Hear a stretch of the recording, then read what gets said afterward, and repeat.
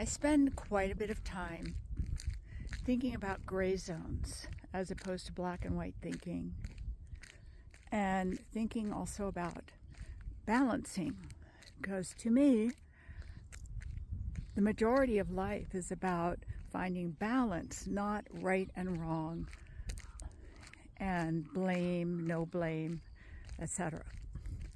Black and white thinking, by the way, is an earmark of adult children of alcoholics or children from dysfunctional families, including CPTSD. In other words, you don't have to be from a family that beats and rapes you. You can be from a family where perhaps you suffered poverty or a rough divorce or an earthquake or had to move, etc. One of the things I look at is getting mad at other people. So I get triggered and I get mad at a person. But here's the deal. If I was more healed in that area, would I have gotten mad? For example, if someone tells me that I am a mean, selfish person, I'm not going to get triggered because I know beyond a shadow of a doubt that that is not true. It might be true occasionally, but in general, that is not who I am. But if someone were to say something else to me, such as I present myself like I know everything when really I know nothing, I might get a little triggered, thinking, oh my goodness, I'm coming across, too much as an authority, and that's wrong. I'm not being humble enough, etc. Getting mad then is a sign to me that I'm getting triggered. That person just showed me a place I need to do some more work on myself. But to take it a little bit further, if the person is actually mean, malicious, crappy, out of balance themselves, egotistical, ego-centered, jealous, trying to hurt me or get a rise out of me, I have something else to think about. Yes, I got triggered, and I need self-care because this person is crappy. What I usually do then is do the self-care first, get out of harm's way with the crappy person, however that looks in the moment, trying not to be vindictive, malicious, etc. And then I'm also going to look at how I got triggered, and I also want to look at that person coming in and be curious about, what did I learn? Why did it happen? But I'm not going to let them continue. I also, in many cases, will not even have a discussion with that person, because if they have a mean agenda, I have no interest in helping them with that. If there's someone very, very close to me, yes, I might say, once I feel a little bit more balanced, when you said that thing the other day, that felt so mean and it really hurt my feelings, and then I'll talk about it. But that's only with someone I care about on an ongoing fashion. One of the dangers about balance and curiosity, come on Pia, being a codependent, is that codependent people tend to take responsibility and accountability for everything, including both sides of the conversation. So without a lot of recovery, if somebody's mean to you, a codependent or survivor, ACA person might go to, I wonder what I did to make that person react that way. I must have behaved badly. Or if you're a new age person who has learned to gaslight yourself, you might say, it must be my negative energy and my negative thoughts that caused that person to talk to me that way. Because surely, if my energy was great and my chakras were the right color and spinning in the right direction, this would have never happened, which of course is bullshit. It's totally gaslighting yourself and completely unrealistic. So curiosity is the answer to black and white thinking. But it's hard to catch that. On the one hand, I don't want to put all the blame on someone and have no accountability and no responsibility. Maybe that person did act that way towards me because I am in a little unbalanced today, and the universe sent this person to me to do a mean thing to show me how unbalanced I am.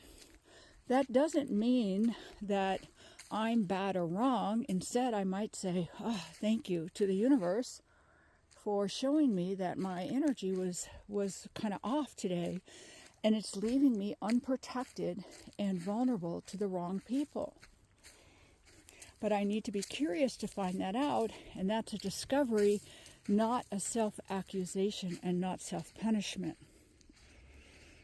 On the other hand, I don't want to pretend I'm Jesus, or actually we should say the fundamentalist Christian version of Jesus, because Jesus was actually a human being who struggled with being a wonderful person with deep spiritual beliefs and then got turned into an icon. I don't want to become someone who thinks they should be perfect all the time and never get anybody mad or be in the middle of any conflict, etc. And now I take responsibility for the entire situation. As a recovering codependent, I used to do that. And, they have a saying in 12-step, don't take someone else's inventory, which means look at your half of what went wrong or what you didn't like or what happened and your emotions. It's not your responsibility or your business to look at the other person's half. So I would end up looking at what I did that I didn't like. But then when I was around people who did not have recovery, they would look at what I did wrong. So we would both talk about what was wrong with me and never talk about their end of it. The use of I statements in looking at situations about getting mad or triggered is a wonderful way to have a discussion with someone else if you want to go over what happened. Like, I got triggered and this felt this way and I took your behavior this way and here's my feelings. However, if you're with somebody who does not have a good balance point, they do not have a sense of curiosity, you may very easily fall into this trap that I have fallen into, which is now we both talk about what's wrong with me, what I did wrong, my accountability, my responsibility, and nothing about the other person's behavior whatsoever. So I had to learn to be very cautious about that because I assumed everybody looked at their own behavior. Whoa! In fact, most people do not look at their own behavior. And even those in 12-step programs and very often modern therapy, mainstream therapy, have not done anything close to an inventory where you look at the harm you have caused others and yourself. And to speak about it to a sponsor out loud, write about it, and make amends. Therefore, my experience is the majority of people will never come forth and talk about their end of an awkward or painful situation and what they might have done that they now don't feel so good about their choice. All of this to say that when you get mad at someone or a situation, it takes a bit of time to find the balance. You want to find out what you did, what you might be accountable for, how you might want to heal, where self-care comes in, how you might want to do it better in the future, and whether or not or how you want to continue a relationship with the person or people involved. That being said, don't be so quick to dismiss uncomfortable situations and get over it, let it go, move on. Yes, of course, some of the really smaller things I might want to do that. But in general, when it's uncomfortable, to me, that's when the learning is. Yes, we learn what foods we like, what we like to do for fun, what we like to do sexually, etc. That's fun learning, absolutely. But in terms of growth, the uncomfortable situations are lush vegetable gardens, fruit orchards of discovery, taste, nuances, learning, opportunities to make new choices, get stronger in coming back to your balance point after getting a little bit upset or angry or sad.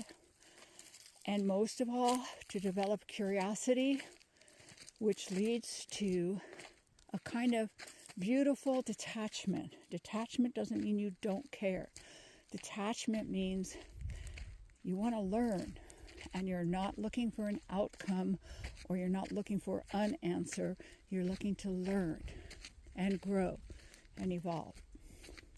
So if you're a codependent person, you will tend to take too much blame. If you are an addict or recovering addict, you will tend to blame others. That's kind of the two set points, and you have to find balance between those two extremes. If you're neither a codependent or an addict, what I have found mostly is just unconsciousness. People just don't think about stuff. They don't think about family dynamics. They don't think about what's wrong with their marriage. They don't think about what's going on with their kids, etc. I don't talk about those folks much because I don't have much to do with them. I find that population uninteresting, and I don't have relationships with people like that, though I may have to work with them when I was in muggle jobs. Come on, pups. Good dog.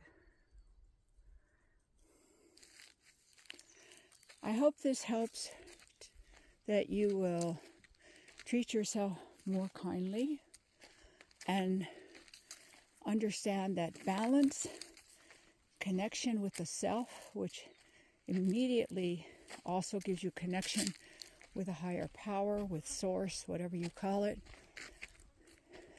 To me, those are the strengths, the practices that I want to continue to develop more and more and more in my life. It makes me more stable, more resilient, stronger inside. When we're stronger inside, we are less controlling. People try to control the outside when their insides are weak. And it is a work in progress, because once I get stronger and more balanced, guaranteed the challenges get stronger also, because life never stops. We're either evolving or devolving. So with each new level of challenges, to my stability, my centeredness, my self-care, my connection to self and spirit, I find that the quality of life blossoms, thrives, blooms, and laughter comes more easily. Joy is more available, and self-care becomes more effortless. I hope this helps. Hope you're having a great summer, in spite of everything that's going on in our nation's culture right now. And more later.